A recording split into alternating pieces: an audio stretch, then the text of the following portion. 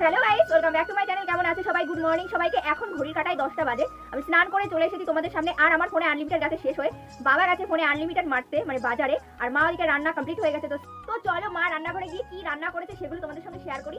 তারপর খাওয়া দাওয়া করে তোমাদের সামনে ফুল ফাইনাল লুকে চলে আসবো, মানে মেকআপ করে।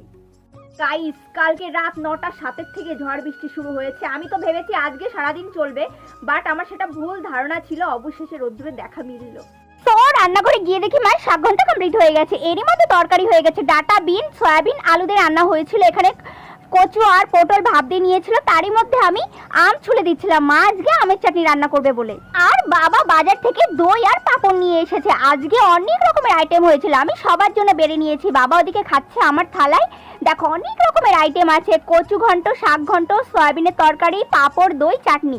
আজকে যা টেস্ট হয়েছিল তরকারিটা, লবঙ্গ দিয়ে গোলমরিচের গুঁড়ো দিয়ে, এখনো আমার জিভে জল চলে আসছে। গাইস, তোমার খাওয়া দাওয়া কমপ্লিট হয়ে গেছে। এখন ঘড়ির কাঁটায় 11:30 বাজে। আমার তো স্নান করা খাওয়া দাওয়া কমপ্লিট হয়ে গেছে। চলো তোমাদের সঙ্গে দেখা হচ্ছে দুপুরবেলা। ততক্ষণ তোমরা আমার এই ভিডিও দেখতে থাকো। টাটা।